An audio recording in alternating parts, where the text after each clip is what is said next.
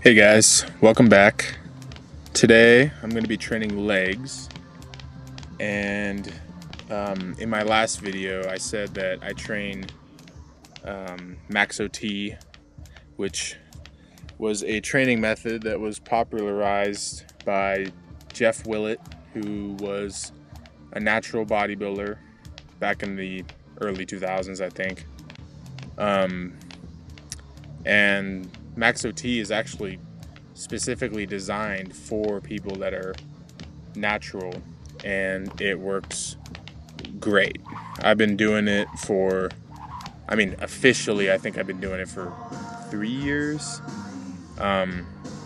Before that, I was kind of like accidentally doing it because I've always lifted really heavy and doing, compound movements mainly, and all the good stuff. But I didn't officially find out about Max OT until a couple years ago, and that's when I started. And I've seen the most improvements ever since I started. So you saw me do some jump rope at the beginning.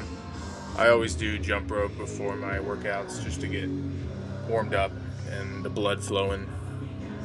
And then I'll move on to dynamic stretching, like whatever is appropriate for what I'm about to do. So I'm just kind of opening up the hips right now because I'm about to squat. I train calves first because I like to prioritize them. I think a lot of people just kind of throw them in at the end of their workouts and, kind of just do like half-ass sets. But if you want big calves, you gotta prioritize them like every other muscle group. So training them first is, your mind's more fresh and you can put that extra energy into the calves. And mine have grown a lot over the years, but actually I've seen the most growth since I started going for rucks a couple years ago. And it makes sense because if you think about it, if you look at fat guys who lost weight, they have like massive calves always. And also just hikers in general, they always have pretty good calves. And another thing that helped with my calf development was toe strike running, which is actually technically how you're supposed to run, but that's a different topic. But running with your toes striking the ground first is another way to torch your calves. I still train them in the gym, but honestly, I think you could totally get away with just going for, several hikes a week with weight, and your calves will explode. So here I'm just doing 3 sets of 8 to failure with 375 is what I have written down. But I don't know how much this sled weighs, so I just kind of act like it's a barbell. So it doesn't matter as long as I have a weight to progress off of, so I can just kind of keep track of my progression.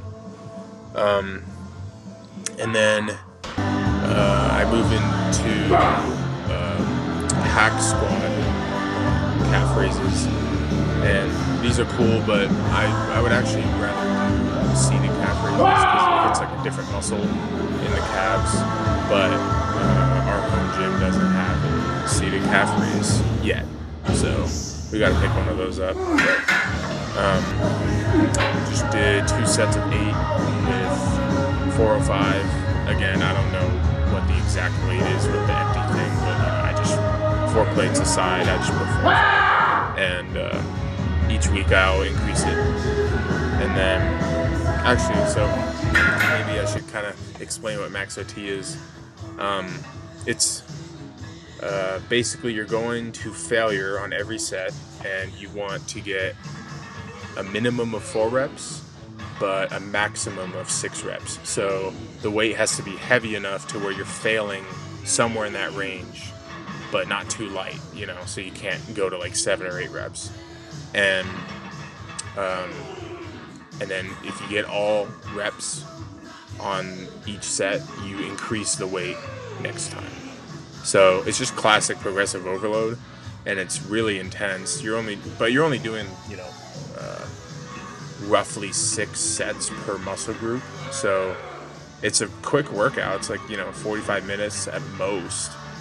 But they're just really intense, and you only train one muscle group per week. So right now for me, it's back, then chest, then legs, then arms, and then shoulders and abs.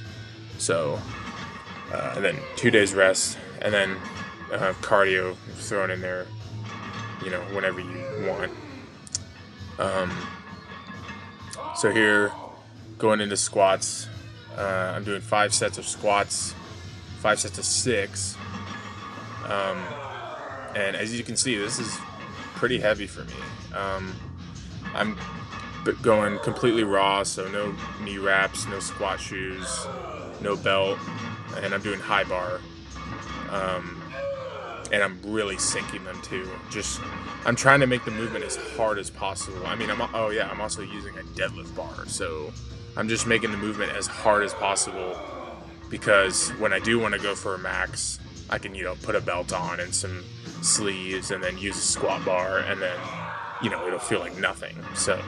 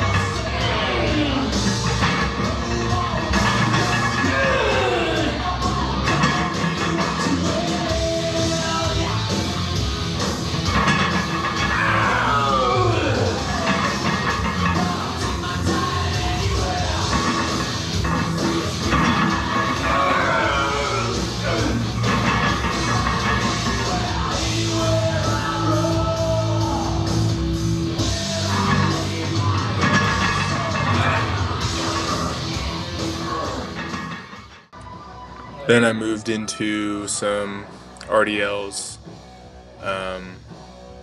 just 2 sets of 6, but they're pretty heavy. And I'm not locking out all the way, just because I'm trying to keep the tension on the hamstrings as much as possible. So if you lock out all the way, you're not really even working the hamstrings anyway.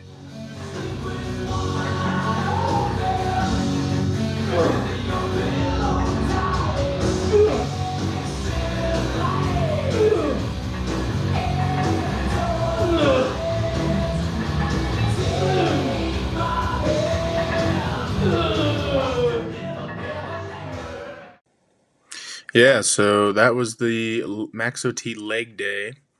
And then after that, I just do my regular static stretches that I do after every workout. I kind of just, start from the bottom up. Like I start with calves and, move up to legs and then lats and so on, all the way up to the shoulders. And like I said in my first video, this is almost essential for me because I get really stiff and my mobility is already crap. So I kind of have to do this after every workout, and it just kind of, helps the body cool down a little bit, after such a brutal, heavy and intense session. Stay tuned for videos coming next week.